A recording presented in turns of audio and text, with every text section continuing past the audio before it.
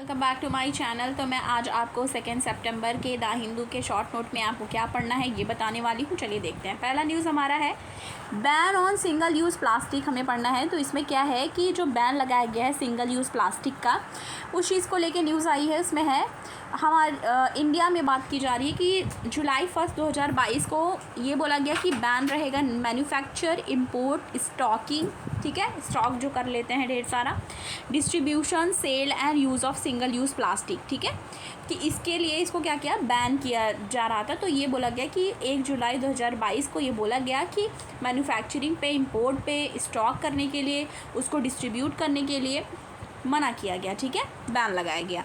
Drastic impact इसका होता है जो सिंगल यूज़ प्लास्टिक का, वो इन्वायरमेंट पे होता है, ठीक है। और ये जो रिजोल्यूशन आया था 4th United nation environment programme, ठीक है, जितने भी एस्पिरेंट हैं वो जानते होंगे ऑलरेडी कि हमें UNEP पढ़ना पड़ता है, हमें उसका रिपोर्ट। तो जो 4th रिपोर्ट आई 2019 में, ठीक है, यूनाइटेड नेशन इन्वायरमेंट प्रोग्राम का, तो उसमें क्या बताया गया, उसमें रिजोल्यूशन लाया गया कि बैन किया जाए सिंगल यूज़ जो प्लास्टिक है उसका, और सारी कंट्रीज़ जो है वो कंट्रीब्यूट करें और इस चीज़ को इम्प्लीमेंट करें कि इसको बंद किया जा सके, ठीक है।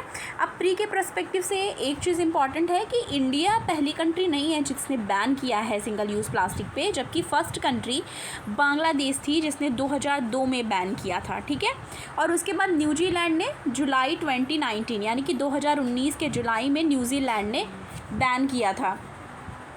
चाइना ने क्या किया था, बैन के लिए इशू किया था। China issue ban plastic bag किस चीज़ के लिए, 2020 में। तो 2020 में उसने इशू किया था बैन, ठीक है। अब ये देख लीजिए एज ऑफ जुलाई 2019 कि अभी तक जुलाई 2019 तक क्या हुआ था कि 68 कंट्रीज़ यानी कि 68 कंट्रीज़ ने बैन किया सिंगल यूज़ ऑफ प्लास्टिक, ठीक है। और 30 सितंबर 2021 को क्या हुआ था कि ये बोला गया था जिसकी थिकनेस 75 माइक्रोन से कम होगी उसको नहीं यूज़ किया जाएगा, ना ही इम्पोर्ट किया जाएगा, ना ही स्टॉक और डिस्ट्रीब्यूट किया जाएगा, ठीक है। 30 सितंबर 2021 तक ये बोला गया था। फिर आफ्टर दिसंबर 31 ये बोला गया कि जिसकी थिकनेस लेस देन 120 माइक्रोन है वो बैन रहेंगे। तो ये जो सिंगल यूज़ ऑफ प्लास्टिक उसको लेके बोला गया। दूसरा न्यूज़ हम देख लेते हैं क्या इंपॉर्टेंट है। Supreme court ban on iron ore mining in Karnataka. तो पहला न्यूज़ हमारा हो गया, हमने प्लास्टिक बैन से रिलेटेड पढ़ा। दूसरा हमारा न्यूज़ है कि सुप्रीम कोर्ट ने बैन किया आयरन और माइनिंग को लेकर कर्नाटका में। अब देखते हैं ऐसा किया क्यों गया। इंडिया का एफर्ट रहा, ठीक है, क्लीन अप इलीगल माइनिंग। तो इंडिया ने एफर्ट लिया क्लीन अप करने के लिए इलीगल जो माइनिंग हो रही थी उस चीज़ को। और एक्सपोर्ट ऑफ आयरन और लेफ्ट स्टील प्रोड्यूशन इन लर्ज आफ्टर 2011 के बाद क्या लर्ज देखा गया एक्सपोर्ट करने के लिए आयरन ओर का, ठीक है। अब देखिए इंडिया जो एक्सपोर्ट करती है वो लो ग्रेड और मेनली चाइना को एक्सपोर्ट करती है, ठीक है। अब उसका इम्पैक्ट क्या होता है, अगर फिर से रिज्यूम कर दिया जाएगा जो एक्सपोर्ट किया जाता था कर्नाटका से, वो क्या कर देगा, वो लोअर कर देगा सप्लाई लोकल मार्केट में, ठीक है। लोकल मार्केट में उसकी सप्लाई कम हो जाएगी और जो बेनिफिट है वो हो जाएगा, वो ज़्यादा चला जाएगा चाइनीज़ स्टील मेकर्स को, ठीक है। तो ये आर्ग्यूमेंट जो दिया गया है वो इंडियन स्टील एसोसिएशन ने आर्ग्यूमेंट दिया है। तो हमने ये देखा सुप्रीम कोर्ट का जो बैन ऑन आयरन और माइनिंग कर्नाटका में लेके उस चीज़ को लेके ये बात हमने की। उसके बाद हमारा न्यूज़ है वॉस्टॉक 2022। तो वॉस्टॉक 2022 क्या है, एक मिलिट्री एक्सरसाइज है, ठीक है, मिलिट्री एक्सरसाइज है जो कि रसिया में होनी है, ठीक है, बिगन हुई है। उसमें इंडिया और चाइना दोनों पार्टिसिपेट करेंगी, ठीक है। और ये जो पार्टिसिपेटिंग कॉन्टिजेंट है उसमें कौन कौन और शामिल है, SCO मेंबर हैं, ठीक है, अल्जीरिया है, आर्मेनिया है, अज़रबैजान है, बेलारूस है, इंडिया है, कज़ाकिस्तान है, किर्गिस्तान है, चाइना, लाओस भी है, मंगोलिया, ठीक है, और निकारागुआ, ठीक है, प्रोनाउंसिएशन आप करेक्ट कर लीजिएगा, सीरिया है, तजाकिस्तान है। तो इतनी कंट्रीज़ हैं जो वॉस्टॉक 2022 के पार्टिसिपेटिंग कंटिजेंट में होंगी। उसमें इंडिया और चाइना का भी पार्टिसिपेशन है। अब हमारा इसके बाद क्या न्यूज़ हमें पढ़ना है, government effort to remove gender inequality, ठीक है। तो देखिए न्यूज़ में क्या आया, वुमेन पार्टिसिपेशन को लेके आए साइंस एंड टेक सेक्टर में कि वुमेन का पार्टिसिपेशन किस तरीके से रहा। तो उसमें गवर्नमेंट का एक एफर्ट है कि रिमूव कर दिया जाए जेंडर इनइक्वालिटीज़ जो बढ़ गई हैं, ठीक है। किस चीज़ के लिए, उससे उन्होंने क्या किया, प्रोवाइड कराना स्टार्ट किया incentives for women higher education, ठीक है। वुमेंस के हायर एजुकेशंस के लिए गवर्नमेंट ने इंसेंटिव्स प्रोवाइड करे। अब एक दो जो प्रोग्राम है उसकी बात की गई, जिसमें गति एक प्रोग्राम है। गति इनिशिएटिव जो लाया गया, इसमें ये एक पायलट प्रोजेक्ट है। याद रखना, अगर गति आता है प्रीलिम्स में, मेंस में ये आप अगर वुमेन जैसे सोसाइटी वाला हमारा जो जीएस पेपर फर्स्ट है, सोसाइटी वाला जो भी हमारा सिलेबस है उसमें ये कवर हो जाएगा, वुमेन से रिलेटेड आएगा। तो उसमें हम गति और किरण ये दोनों एज अ एग्ज़ाम्पल और स्कीम के तौर पे इसको हम उसमें लिख सकते हैं अपने आंसर राइटिंग में। और प्रीलिम्स के पर्सपेक्टिव से गति और किरण जो ये दोनों इनिशिएटिव जो दोनों स्कीम है उसको हम क्या करते हैं, अलग से आएगा, तो हमको इसको भी ध्यान में रखना है।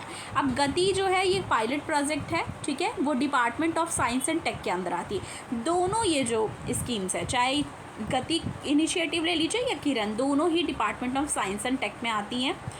अब ये देख लीजिए, किरण जो है ये नॉलेज, ठीक है, knowledge involvement in research advancement through nurturing, full form है ये किरण का, knowledge involvement in research and advancement through nurturing, ठीक है, किरण का है। गति का फुल फॉर्म देखना है यहाँ पे, gender advancement for transforming institution, ठीक है। और चैलेंजेस क्या हैं, क्रिचेस फैसिलिटीज़ प्रोवाइड करना वुमेंस को, ठीक है, और यूनेस्को डेटा, तो ये क्रिचेस फैसिलिटीज़ के लिए है कि वो प्रोवाइड किया जा सकता है। अब यूनेस्को का जो डेटा है उसमें बताया गया, India lowest having only 14% female in research working in stem areas.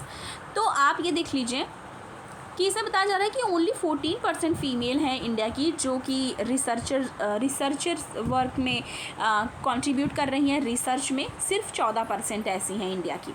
अब एग्ज़ाम्पल अगर लिया जाए तो जापान में भी देखिए, इंडिया ही ऐसी नहीं है जो कम है इसमें जो कंट्रीब्यूशन है रिसर्चर्स में वुमेंस का, जबकि जापान जो है उसका भी ओनली 16% है, पर लोवेस्ट इंडिया का है अभी तक का। नीदरलैंड का 26% वुमेन है जो रिसर्च में पार्टिसिपेट करती है, साइंस एंड टेक से रिलेटेड साइंसेज में, रिसर्च इंस्टीट्यूशंस में। यूएस की 27% वुमेन है और यूके की 39% वुमेन है। तो आप ये देख सकते हैं कि जो डेवलप्ड कंट्रीज़ हैं जिनको सुपर पावर वगैरह भी कहा जाता है, वो भी कंट्रीज़ ऐसी हैं जिनके पार्टिसिपेशन वुमेंस का रिसर्चेस में कम देखने को मिल रहा है, ठीक है। तो ये भी हम अपने आंसर में लिख सकते हैं और क्या पता प्रीलिम्स में भी पूछ लें। 43% वुमेन जो इंडिया की हैं वो जो ग्रेजुएट पॉपुलेशंस है उनकी 43% वुमेन हैं जो ग्रेजुएटेड पॉपुलेशन है, जिसमें से सिर्फ 14% ऐसी हैं जो ज्वाइन करती हैं एकेडमिक इंस्टीट्यूशन और यूनिवर्सिटीज़ को, ठीक है।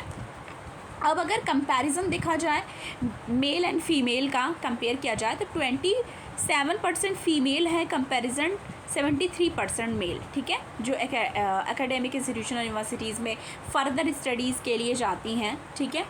तो ये हो गया। तो आप ये देख लीजिए कि आज के द हिंदू के लिए जो शॉर्ट नोट के एनालिसिस के लिए इतना ही। अगर आपको पसंद आए वीडियो, लाइक कीजिएगा, शेयर कीजिएगा और चैनल पर नए हैं तो सब्सक्राइब करना ना भूलें। मिलती हूँ आपको नेक्स्ट वीडियो के साथ। Thank you.